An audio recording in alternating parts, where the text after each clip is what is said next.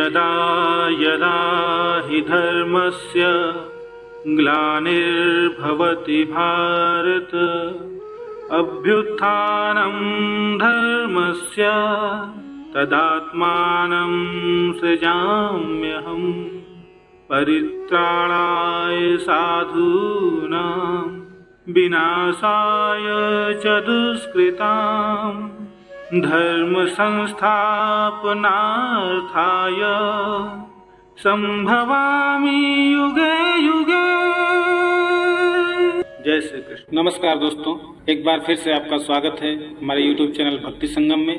आज मैं भगवत गीता से कुछ महत्वपूर्ण सीखों के बारे में आप लोगों से चर्चा करूंगा और बताऊंगा कि क्या क्या सबसे महत्वपूर्ण सीख मिलती है श्रीमद् भगवत गीता से और क्यों हमें गीता को पढ़ना चाहिए या सुनना चाहिए। भगवत गीता में सबसे महत्वपूर्ण और पहली सीख मिलती है वह है फल की आशा मत करो बल्कि कर्म पर विशेष ध्यान दो और कर्म करो। दोस्तों, भगवत गीता में भगवान श्री कृष्ण अर्जुन को समझाते हैं कि हे अर्जुन, इस संसार के सभी मनुष्यों को, सभी प्राणियों को हमेशा कर्म करते रहना चाहिए और फल की आशा कभी नहीं करनी चाहिए, क्योंकि फल की प्राप्ति उसके हाथ में नहीं होती लेकिन कर्म उसके हाथ में होता है। और जो व्यक्ति समर्पण भाव से अपना कर्म करता है उसे फल देने के लिए तो मैं बैठा ही हूँ। इसलिए हमेशा कर्म करते जाओ, फल की उम्मीद ना करो, क्योंकि फल की उम्मीद करने से आप अपने कर्म से ध्यान हटा देंगे, कर्म पे ध्यान नहीं दे पाएंगे। श्री कृष्ण जी कहते हैं कि कर्म करने वाला व्यक्ति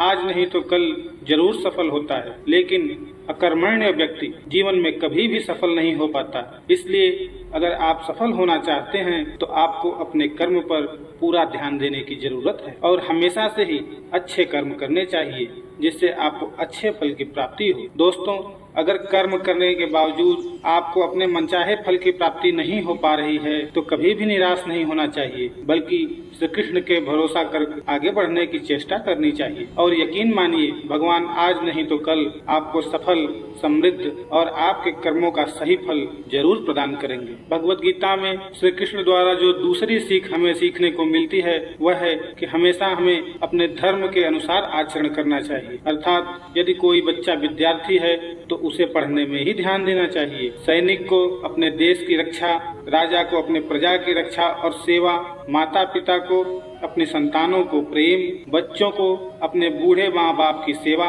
तथा शासक को शासन करना चाहिए। दोस्तों से यह कहना चाहते हैं कि हर व्यक्ति अपने कर्म यानी अपनी ड्यूटी को सही रूप से करेगा तो इस समाज में हमेशा संतुलन बना रहेगा, फिर कभी भी किसी को किसी से कोई परेशानी नहीं होगी। भगवत गीता में श्री कृष्ण भगवान द्वारा हमें जो तीसरी सीख मिलती है वह है बदलाव का नियम। दोस्तों, श्री कृष्ण जी कहते हैं कि बदलाव ही जीवन का नाम है। वो कहते हैं किसी भी इंसान को कभी भी बदलाव से नहीं डरना चाहिए, क्योंकि बदलाव हमेशा एक परिवर्तन लेकर आती है और यह परिवर्तन हमेशा अच्छे के लिए ही होता है। दोस्तों, अगर जीवन में बदलाव ना हो तो हम वही रह जाएंगे जहां हम आज हैं और हम कभी भी आगे नहीं बढ़ पाएंगे। दोस्तों, कभी कभी बदलाव या परिवर्तन हमें कष्ट भी देता है, पर यह कष्ट हमेशा के लिए नहीं रहता और आगे चलकर हमेशा सुख ही सुख देता है। दोस्तों, आपने नदी के पानी को कभी सड़ते हुए नहीं देखा होगा, क्योंकि नदी हमेशा परिवर्तित या बहती हुई रहती है,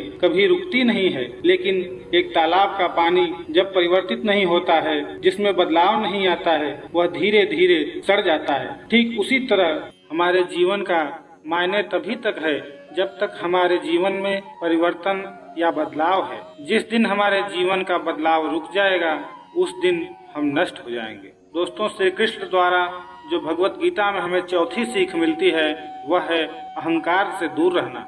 श्री कृष्ण जी गीता में कहते हैं कि हर मनुष्य को हमेशा अहंकार और क्रोध से दूर रहना चाहिए, क्योंकि अहंकार और क्रोध किसी भी मनुष्य के दिमाग को उसी तरह खा लेता है जिस प्रकार लकड़ी में लगा हुआ दीमक। दोस्तों, अहंकार और क्रोध के वशीभूत व्यक्ति समाज में जहाँ भी जाता है वहाँ उसे दूसरों से परेशानी ही होती है, क्योंकि वह हर व्यक्ति में अपने प्रतिद्वंदी की भावना को देखता है, जिससे उसकी बुद्धि और विवेक की भावना खत्म होती चली जाती है। भगवत गीता में कहा गया है कि हर व्यक्ति को आत्म मंथन करना चाहिए, क्योंकि आत्म मंथन अहंकार को खत्म कर देती है। दोस्तों, श्री कृष्ण कहते हैं कि अहंकार व्यक्ति को अज्ञानता की तरफ ले जाता है। इसलिए जीवन में सफलता चाहने वाले व्यक्ति को हमेशा अहंकार और घमंड से कोसों दूर रहना चाहिए। भगवत गीता में हमें 5वीं सीख मिलती है, वह है कि मनुष्य के विचार ही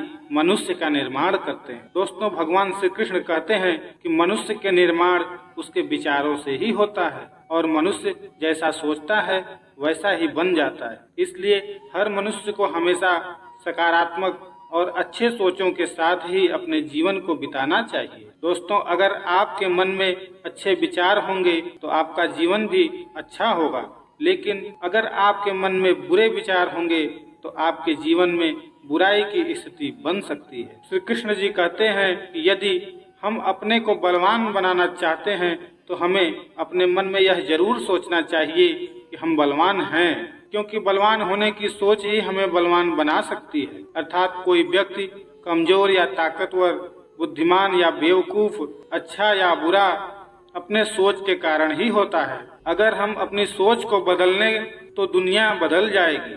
भगवत गीता से हमें जो 6वीं सीख मिलती है वह अपने मन को नियंत्रण में रखना। दोस्तों, भगवत गीता में मन को बहुत ही ज्यादा महत्व दिया गया है। इसलिए भगवान कृष्ण द्वारा हर मनुष्य को अपने मन पर नियंत्रण रखने की बात कही गई है। दोस्तों, मन ही हमारे सारे दुख और सुखों का कारक होता है। इसलिए हम अपने मन को नियंत्रण में कर अपने सुख और दुख पर विजय प्राप्त कर सकते हैं। दोस्तों, भगवान श्री कृष्ण कहते हैं कि अगर कोई व्यक्ति अपने मन को नियंत्रण में कर लेता है तो वह उन सभी बुराइयों पर नियंत्रण पा लेता है जो उसे जीवन में आगे बढ़ने से रोकती हैं या दुख देती हैं। इसलिए हमें मन को हमेशा अपने नियंत्रण में रखना चाहिए, उसे कभी भी किसी भी चीज से विचलित नहीं होने देना चाहिए। श्री कृष्ण जी से 7वीं सीख मिलती है गीता के माध्यम से कि आलस्य, कायरता और डर मनुष्य की सफलता के सबसे बड़े दुश्मन हैं। दोस्तों, श्री कृष्ण कहते हैं कि आलस्य, डर और कायरता मनुष्य के वह दुश्मन हैं जो उसे सफल होने से रोकते हैं। अगर आपको सफल होना है तो आपको अपना आलस्य का त्याग करना होगा। अगर आप आगे बढ़ना चाहते हैं तो आपको अपना डर छोड़ना होगा। दोस्तों, एक आलसी और डरपोक व्यक्ति न अपने लक्ष्य को पा सकता है और ना ही अपने सपनों को पूरा कर सकता है, ना ही वह किसी युद्ध में विजय प्राप्त कर सकता है। इसलिए अगर आप अपने लक्ष्य को पाना चाहते हैं, अपने सपनों को पूरा करना चाहते हैं, तो अपनी जिंदगी से आलस्य और डर को निकाल दीजिए, क्योंकि डर आपको वह सभी काम करने से रोकता है जो आप करना चाहते हैं और आलस्य आपको वह काम करने ही नहीं देना चाहता जो आप कर सकते हैं। तो ये थी कुछ महत्वपूर्ण सीख भगवत गीता से। आज के वीडियो में बस इतना ही, फिर मिलेंगे अगले वीडियो में। तब तक के लिए नमस्कार।